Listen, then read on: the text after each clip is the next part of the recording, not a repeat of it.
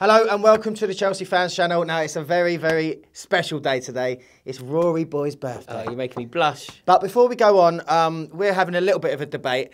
Rory, show these glasses you've got. I cannot believe what you're doing. All right, let me talk you through them. This is outrageous. They're red and velvet sunglasses. Yeah, hang on. I got some new, from my fiancée, my dear beloved. She bought me some sunglasses for my birthday. That you pestered her. I'm a big fan of them. I think they're lovely. But my friends, my dear friends, the people who I hold their opinion in the highest regard, people like Mansour Manawar, people like Jack Davis, they've been ridiculing me, and he's brought it up on this. So, I can't. I'm outraged. Show the people. Okay, comment below. Let them decide. Okay. Is this a fashion faux pas, or do I need my own set of glasses? You can't knock a Ray-Ban. I think everybody concedes that that's the case. Yeah. They're red and they're velvet. Can we get a red and velvet? Yeah. So you want look? There we go. Can we see your shoes? There we go. Oh, they match the shoes. So not only it's colour coordinated as well. So let us know what you think. But red velvet sunglasses, I honestly don't see what the problem is. Some people disagree. But anyway, on to more important things. Jack, you've got some very interesting transfer gossip for us. I do, yes. We are being linked with a young defender called Victor Lindelöf. I hope I'm pronouncing that right. He's a Swedish centre-back and also plays a right-back, currently playing at Benfica. If you paid close attention to the Euros, you might have seen him lining up for all three of the Sweden games. And word is that we're being linked and potentially we might release a 25 million release clause that he has in his contract. So expensive for a young man. Expensive for a young man, and he broke into the first team halfway through last season. So he's only really had one season or half a season of first team football under his belt. 25 million on the strength of half a season. Yeah. When we have people other young talented defenders on the books. Yeah. I'm talking about Christensen and stuff like that. Yeah. Can we recall him from loan from Mönchengladbach? Do we need to spend the money on this guy? I'm not so sure. It's tricky, isn't it? Because this guy is so well regarded. I didn't know too much about him. I'm not gonna pretend I did. But from the research that I've done since, and from talking to a couple of people who follow the Portuguese league, and a few Swedish lads all on Twitter, they rate this guy so highly. Like, he really is the promising prospect. Yeah. So with that in mind, you want him to be with Chelsea. You do, and he's young. He can play centre-back, he can play right-back. So, ageing Ivanovic, ageing John Terry. Yeah. However, Christensen has got double the experience already that this guy has. Yeah. Because Christensen's had, a whole season under his belt last year in Germany. So let's analyse this potential transfer rather than looking at it through the prism of Christensen, and therefore it's flawed. Let's just analyse him. It's unfair on the lad to do that. Let's just analyse it in its own right. Christensen aside, would you like this signing to go through? Yeah, I mean, again, like you, I haven't watched oodles and oodles of this guy at work, but from what I've read and from what I hear, he's decent. So he's young. He's young. He can also he's versatile as a holding midfielder apparently as well. So yeah, sounds like ticks quite a few of the boxes. Yeah. Do you know what? Anybody who's watching this who follows Benfica's games or is Swedish or whatever, will you do us a favour and comment below? Let us know. Do you think this guy's worth the money? Do you think we should break our necks to get hold of him, or do you think we could swerve this one and give one of our youths a shot? Yeah. So talking of our current squad, we've got a game tonight. We've got a huge game against the massive Pellets. So we'll have to, it's part of our Austrian tour. I think the thing that I'm looking forward to this game, really looking forward to watching it. It's just lovely to see Chelsea play football again, isn't it? I love the Euros, I love tournament football, I love following England, but this is what it's all about. This is the bread and butter, and it's starting up again. I think the important thing with this friendly is that we don't get bogged down in the result. Okay. For me, it's not about the result. The result really is insignificant. Of course, I'd like to win the game, but this is about Antonio Conte putting his mark on the team. We have a whole rebuilding process to go through, and this is just about us finding our feet. I think we're going to struggle to win the game because I think they're way ahead of us in their season. But still, in their pre-season. I mean, we should not be struggling against FC Pellets or AZ Pellets or whatever they're called. We should be turning them over. I think you're being slightly optimistic and also slightly harsher on them. Their season starts next week, I believe.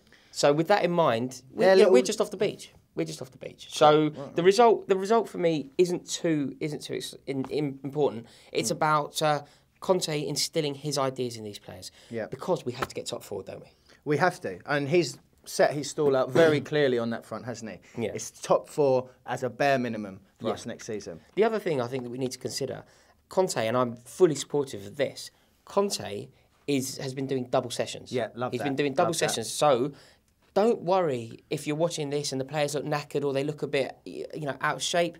That's the point. That's what these games are for. Yeah, he's cracking his whip. Exactly, he's cracking his whip, and they're going to be knackered. He's going to be running them into the ground. It's going to be a base level fitness. Good. That is absolutely, because we made those mistakes last year. Yep. So I wouldn't take any friendly too seriously until we play Werder Bremen. Rory, you and I were in exactly this time last year. We were in America. Exactly this time last year. My birthday last year, spent in New York City following Chelsea. It does not get better than that. However, we went to all of Chelsea's pre-season games last year. We did. And we kind of said this same thing. We were saying, look, guys, don't worry. I know we didn't win a single game, I don't think, at least within the 90 minutes last pre-season. And we was going, oh, don't worry, it's only pre-season, da-da-da. And then the Premier League kicked off proper. Our players weren't ready for it, and we suffered massively. Yes, I think that's true. I think that our pre-season last year was a shambles, but I think it was as much of a shambles due to what was organised in the boardroom. I think the fact that we flew out we were in Australia, then we were in America. I think that for a time we were in Thailand. That isn't acceptable. I think this pre-season isn't anything like that. I don't think it's quite as hectic.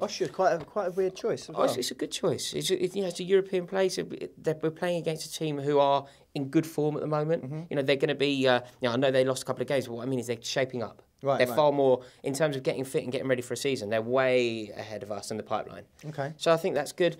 And yeah, of course, you need to learn from the mistakes that were made last year. Yeah. My point is that I don't think that the final result, is the be-all and end-all. Okay. That's my feelings on it. But again, I'd be very interested to hear what you think. Just out of interest then, what is your prediction for tonight? I think it's tricky. I'd like to think that we would have learnt from, we lost in Vienna a couple of days ago. Yeah. And I'd like to think that we could have learnt from that. We'll be a bit sharper, a bit fitter. And I can see us winning the game, but equally, I can see us not winning it. Yeah, there's a few players really that really need to show Conte their worth, prove to them basically why they need to be part of his plans next season. Right? Absolutely. And we've picked a team here that I think reflects that, and it was such a refreshing experience because we picked a team using a completely different formation. We've gone 4-4-2. Yeah. And it's very exciting. I'm going to talk you through the team that we've gone for. So comment below, let me know, do you agree with this team? We've gone for Begovic in goal. We've then gone for Ola Reina, right back, with Ivanovic and Matt Miazga playing the two centre-halves, and Bubba Rahman on the left. We've then gone for Oscar and Matic.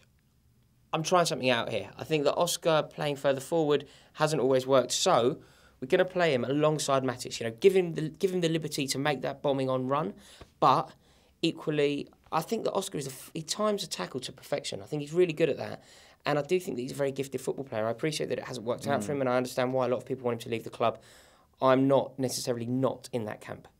I'm expecting, if he's going to stay, I'm expecting a big season from Oscar because I think since he arrived in 2012, he's always flirted with us, hasn't he? He's nearly been great. He dangled it, and then he's just taken it away again. Yeah, he needs to step up on a consistent level. And I think playing him central midfield could be that moment.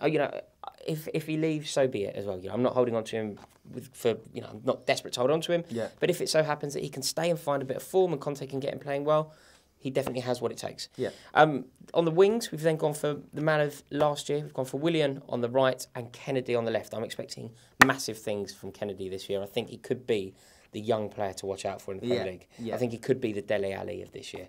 I hope so. I'm a huge fan of Kennedy. I think quite often last season when he was given a go, he was one of the brightest sparks on the pitch. What I love about him is his direct play. Absolutely. And he seems to play with no fear. You know, taking on players, taking on defenders. They hate it, don't they? Defenders hate it when a player gets a ball and runs at them. Yeah. We saw it. I think it was. I remember PSG. I think he did. Yes, he did very well at PSG when I was sitting with you.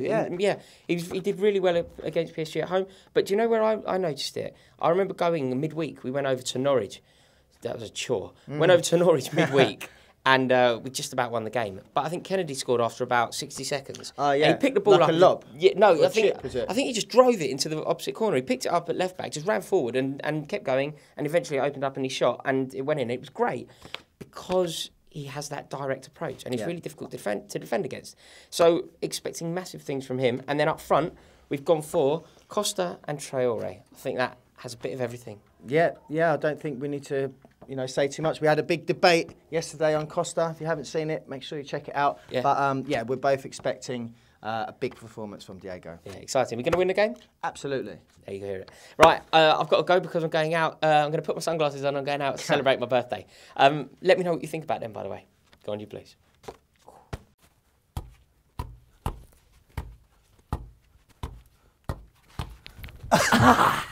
Hello.